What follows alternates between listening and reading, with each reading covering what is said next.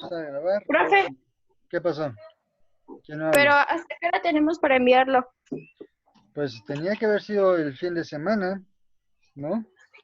¿No decía que el martes? Marte, mira, la verdad, a ver, déjame ver. Aquí está la Es fecha que, para bueno, yo hacerlo. ayer lo revisé en Classroom, lo iba a Ujú. mandar ayer, pero dije ya es muy noche. Dice que voy a las 11:59. 11:59. 11:59 todavía tienen para la Ah, entrega bueno, del está bien. resto. ¿Sale? Entonces ahí para que lo vayan considerando. Déjame ver, ya me perdí. ¿Cuál íbamos a ver? Ah, íbamos a ver esto. Pero necesito regresar al Zoom para compartir la pantalla. Ok, bien. Nos hemos quedado aquí en la parte de normatividad sobre discapacidad y accesibilidad en México y sobre todo en la ciudad, ¿no? Eh, Como les había comentado, es importante que tomen en cuenta, para basarse en cualquier tipo de normatividad, el reglamento de construcción de la Ciudad de México y las normas técnicas complementarias también del mismo reglamento. También pueden basarse en la Ley de Movilidad de la Ciudad de México. Antes se llamaba Ley de Movilidad, o no, Ley de Accesibilidad de la ciudad, del Distrito Federal, pero ahora ya es Ley de Movilidad de la Ciudad de México. ¿Sí? Está publicada en la Gaceta del Diario Oficial de la Federación y también se puede encontrar en línea. El reglamento de construcción es un poco difícil porque como ese lo venden, es difícil o está pesado el archivo encontrarlo en línea, pero no es imposible. ¿Sí? ¿Qué es lo que tenemos que revisar sobre estas normas y esta ley? Sobre todo la parte técnica y la parte urbana que implica que todas las edificaciones que están construidas o por construir deben tomar en cuenta la accesibilidad para personas con discapacidad auditiva, visual, motriz y intelectual. De tal manera que debe haber señalizaciones. Lo más común es que haya rampas, pero estas rampas deben estar dimensionadas y deben tener la señalización adecuada. Pero también para los débiles visuales debe haber letreros en lenguaje braille para la ubicación. No en todos los edificios se cumple, de hecho prácticamente solo en los edificios gubernamentales federales se llegan a cumplir ese tipo de normas.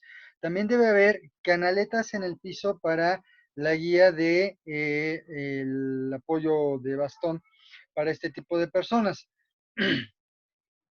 En caso de que alguna persona sienta que no se están cumpliendo con estas normas, tiene la facultad de acudir a la ley federal para prevenir la discriminación y argumentar que no se le está dando, no se le está tomando en cuenta su derecho humano a la educación, a la información, a la accesibilidad, de acuerdo a este tipo de normatividad, para poder llevarlo a cabo. Ahora, por ejemplo, bueno, yo soy APOU y a mí, ¿qué tipo de ¿cómo se dice? Injerencia debo tener en esto? Bueno, por ejemplo, en el sentido en el que estamos trabajando, en el planteamiento de una fracción de terreno para su urbanización, ajá, dentro de esa fracción de terreno debemos tomar en cuenta, antes que nada, la normatividad para accesibilidad en rampas.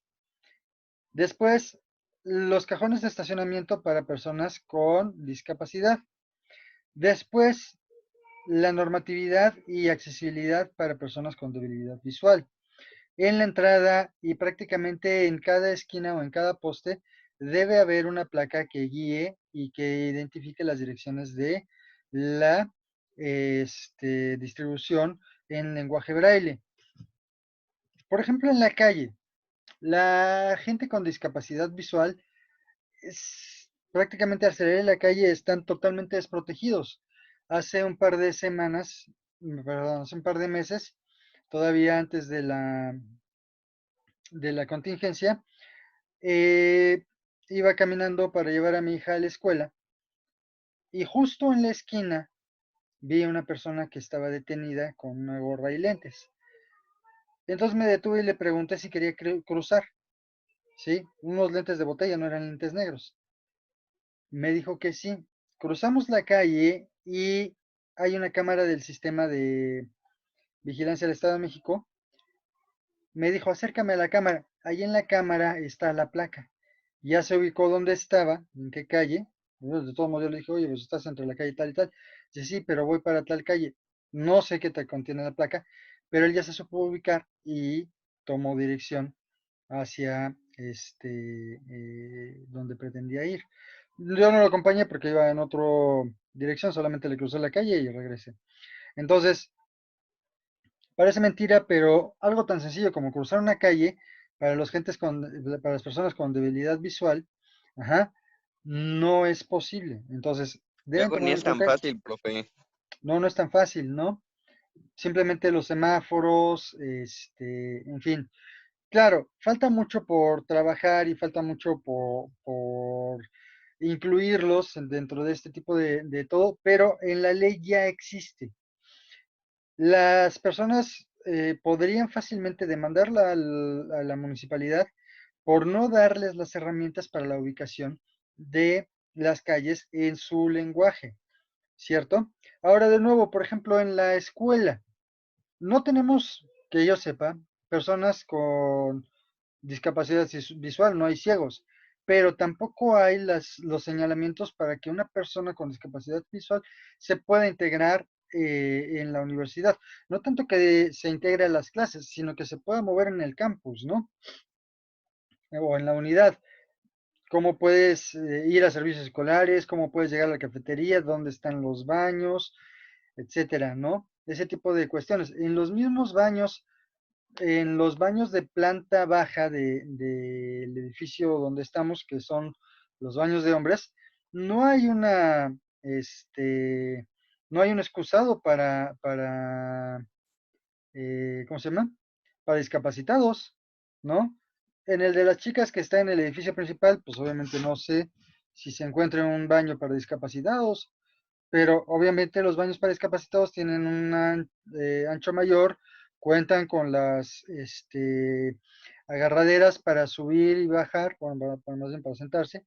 Los lavabos son más bajos para que entre la silla de ruedas. No contamos con nada de eso. O sea, nuestra propia universidad no está cumpliendo con esa normatividad. ¿De quién es la culpa? Del director académico, del director del plantel, del coordinador de medicina. La culpa es del proyectista porque él se debió haber encargado de haber tomado en cuenta todas esas situaciones y también la culpa es de la municipalidad por no haber revisado que cumpliera con esas normatividades antes de aprobar el proyecto, ¿sí?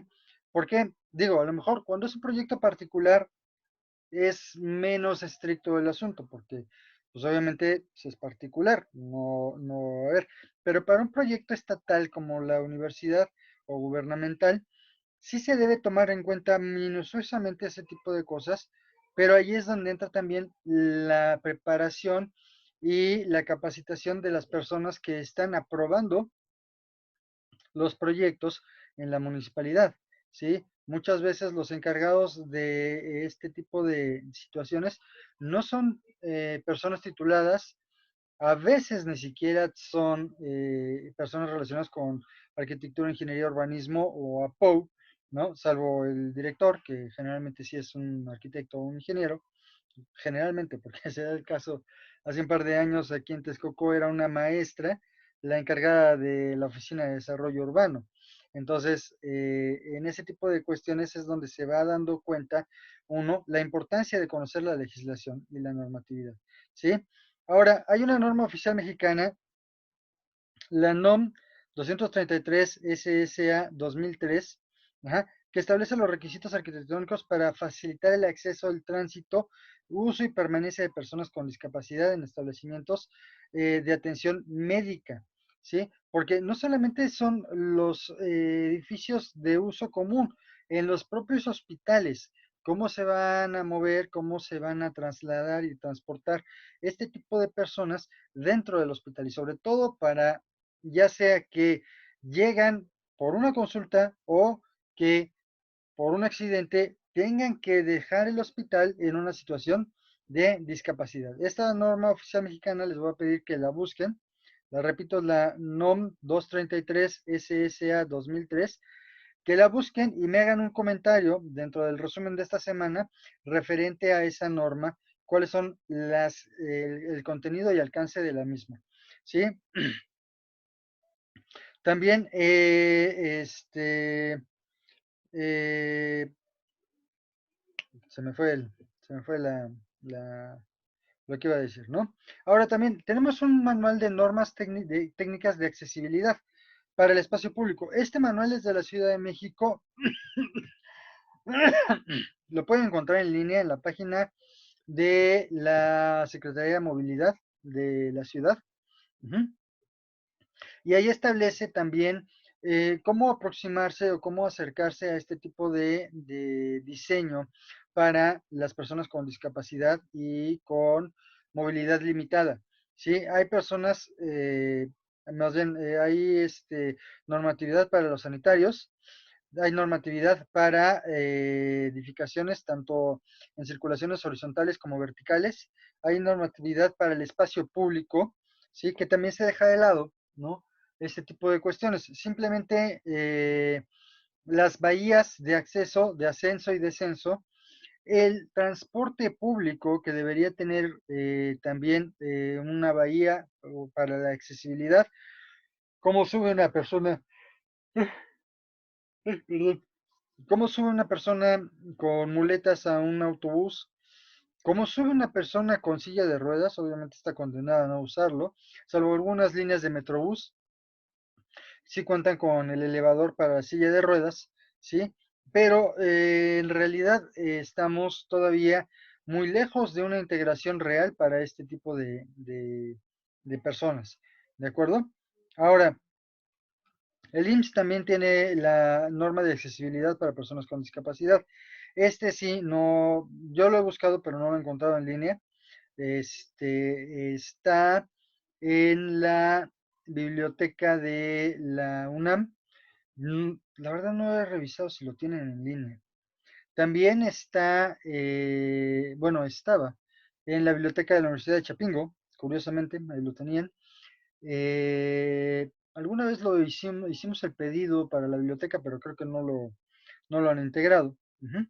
Y para cuestiones arquitectónicas, el libro de El arte de proyectar en arquitectura de Ernst Neufert, lo voy a postear ahí en la parte de las tareas para que lo descarguen.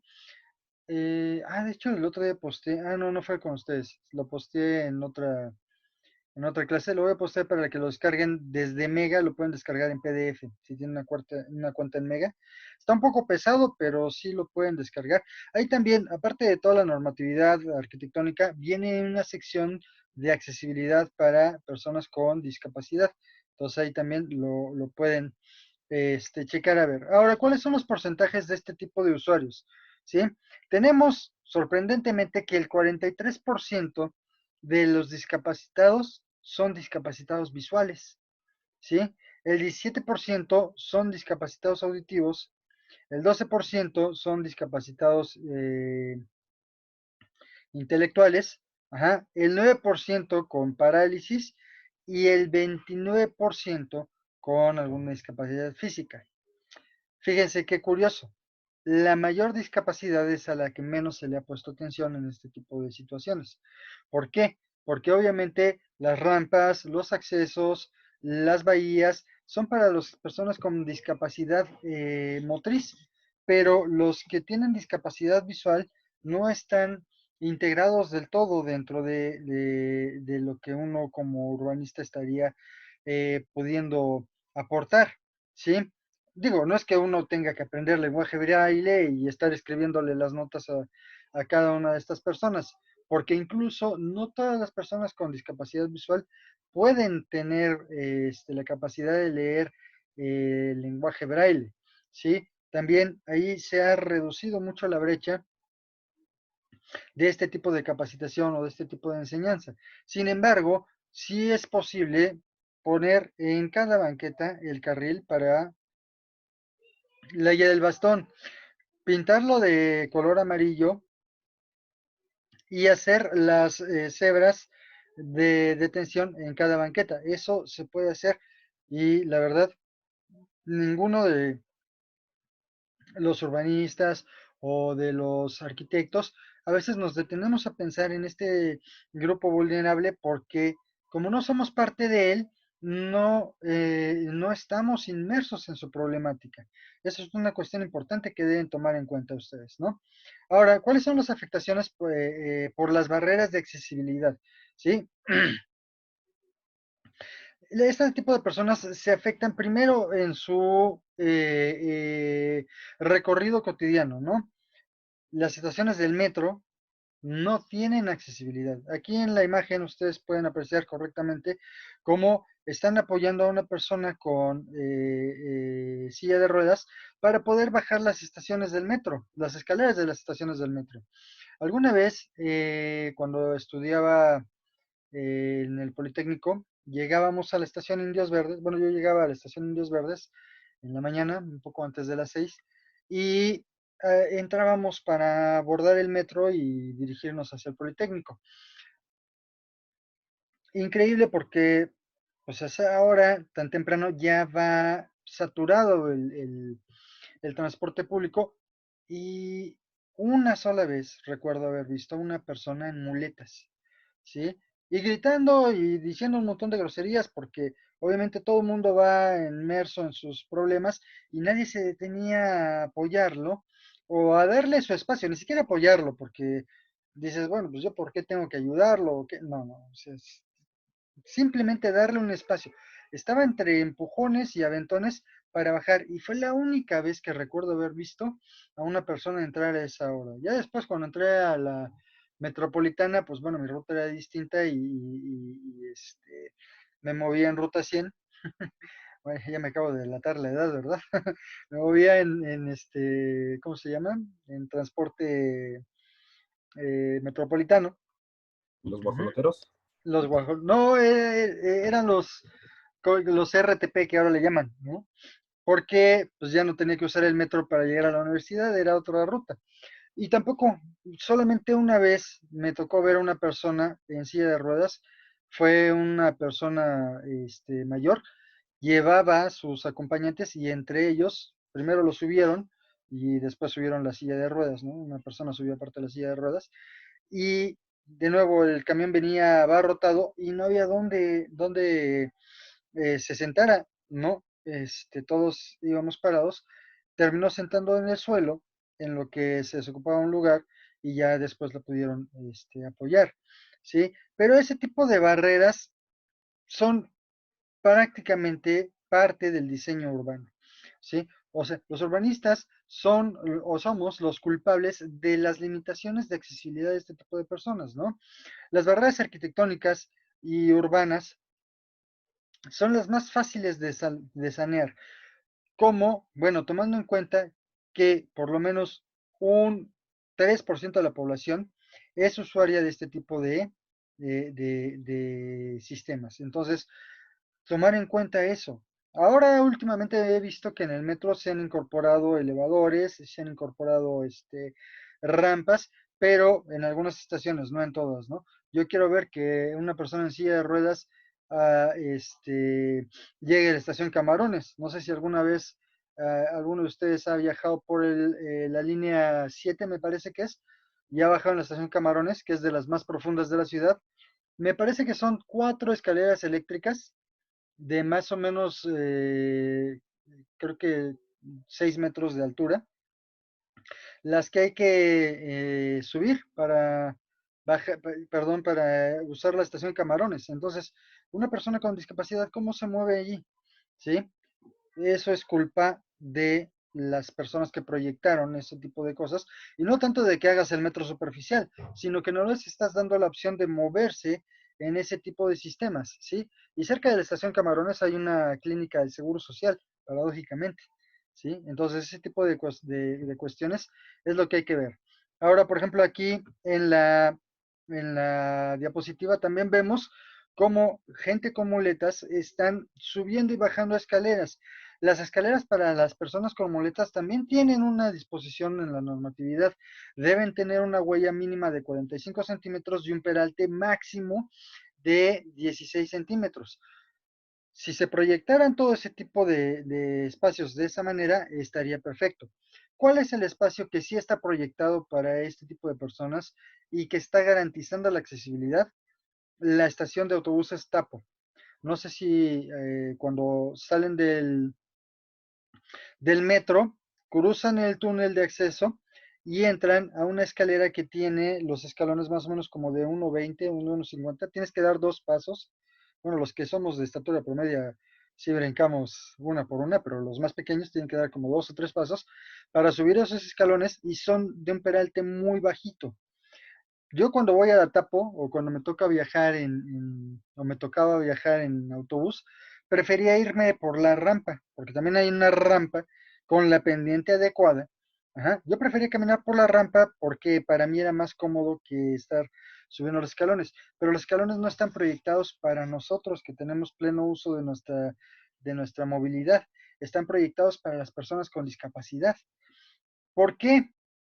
El arquitecto que proyectó la terminal, Juan José Díaz Infante, ajá, tenía un hijo con discapacidad. Entonces, él proyectó todos los accesos de la terminal pensando en las personas con este tipo de discapacidades, integrándolas al diseño arquitectónico. Entonces, es importante ver que hasta que nosotros no somos usuarios del problema, no le damos la importancia necesaria, ¿sí? Ahora, ¿hacia dónde vamos todos? Las afectaciones por tercera edad, ¿sí? Cuando yo empecé a proyectar mis casas habitación, pues las pensaba en desniveles y en desniveles y un montón de escaleras por todos lados, ¿no? Y entonces, cuando las vendía, claramente pues eran para gente joven, ¿no? Pues es que yo dije, ¿quién me va a comprar una casa? Pues una pareja joven o una persona joven en sus 20, 30, y le va a servir para toda la vida. Llegó un matrimonio de la tercera edad interesados en la casa porque les había gustado. Les gustó tanto el proyecto, pero no lo pudieron comprar o no lo quisieron comprar porque tenía demasiadas escaleras. Yo dije, pues hace 15, 20 años, sí, hace 20 años, dije, pues, ¿qué vendría? O sea, pues sí tiene escaleras, pero pues tienen que subirlas, ¿no? Tampoco soy mago. Oh, sorpresa, que fue la primera vez que me di cuenta que había que proyectar pensando en gente de la tercera edad. A partir de ahí, pongo un letrero, prohibido la venta para personas de la tercera edad, ¿no? Pero sí me tomo en cuenta que tengo que tomar los escalones ya con un peralte más relajado y no el peralte que normalmente tenía para una persona joven.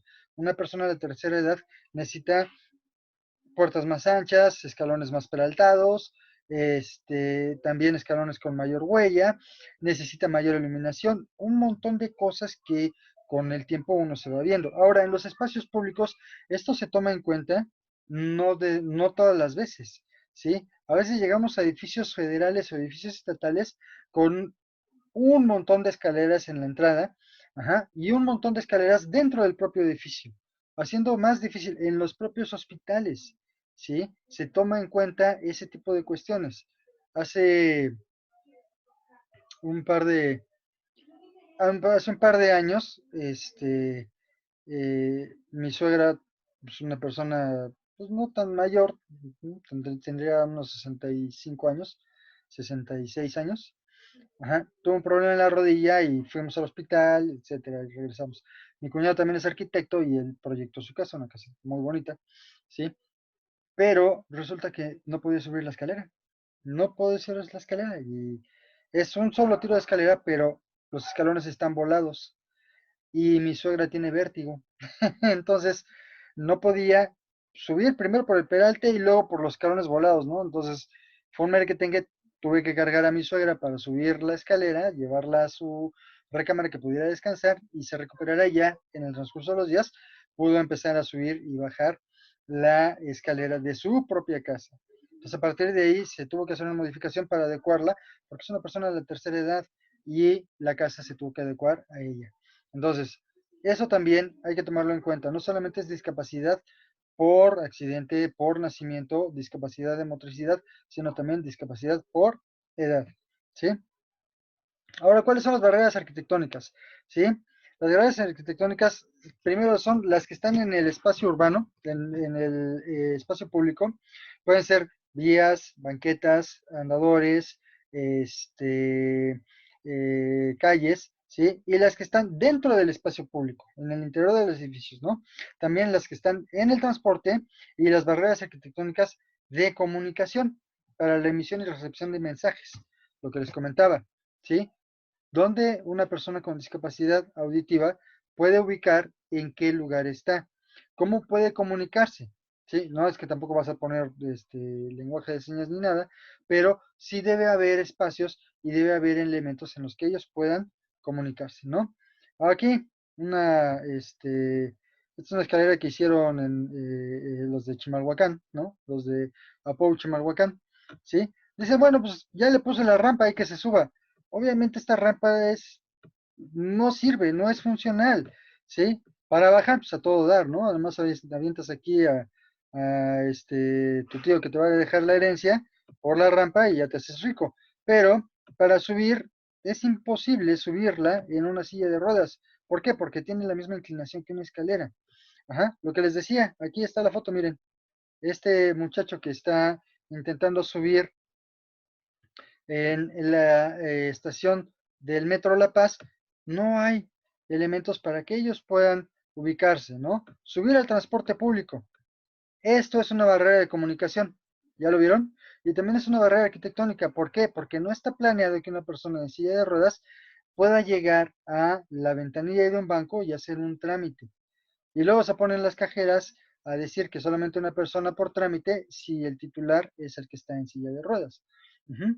Entonces, este tipo de barreras es las que hay que tomar en cuenta cuando nosotros empecemos a proyectar nuestros espacios. Ujú. Lo que les decía, los baños públicos, ¿sí?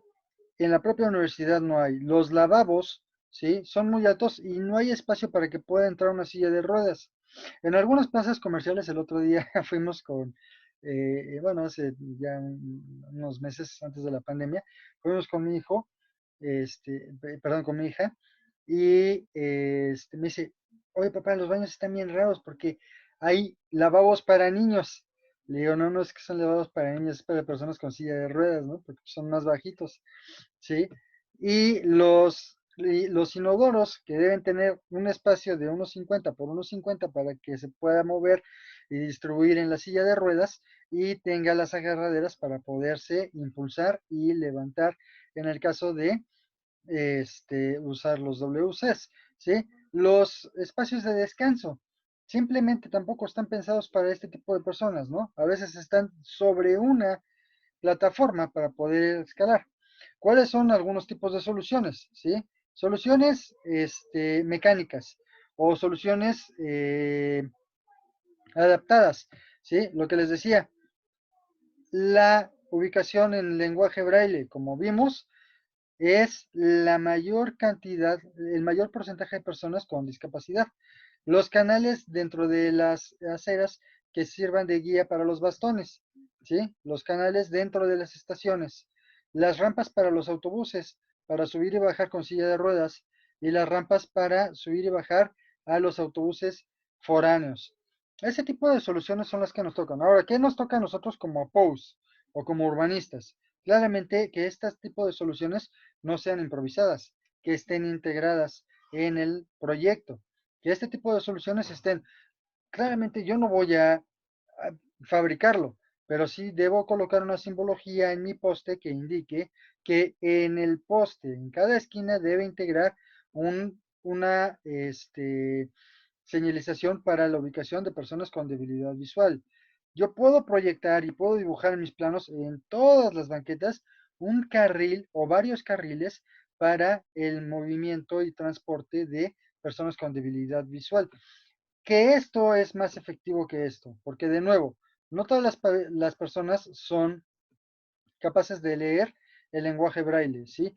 Hay analfabetismo dentro de las personas con discapacidad visual, ¿sí? y en este tipo de situaciones es más fácil que ellos se puedan transportar. Ahora también aquí dentro de los andenes, ¿ya vieron cómo está dentro de los baños? Ajá.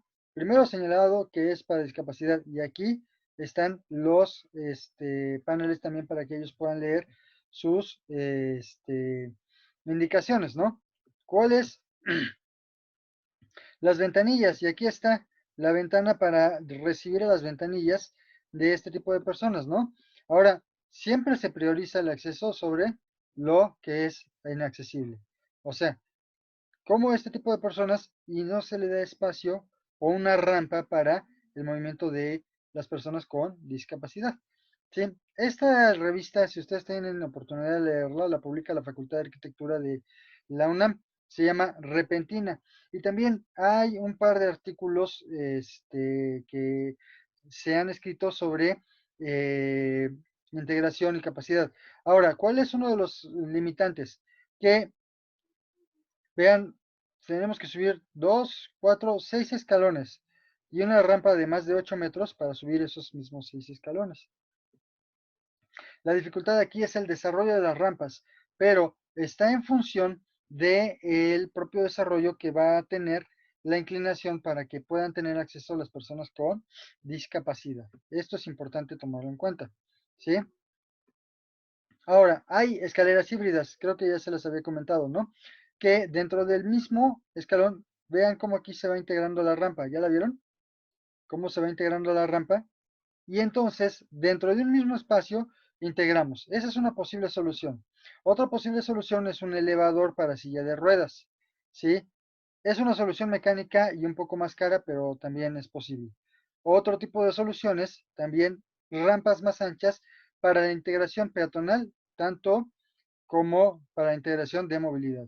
Se nos está acabando el tiempo, así es de que por favor tomen nota de lo que vamos a ver esta semana, estas 3 clases, para que entreguen el resumen la próxima semana. ¿De acuerdo?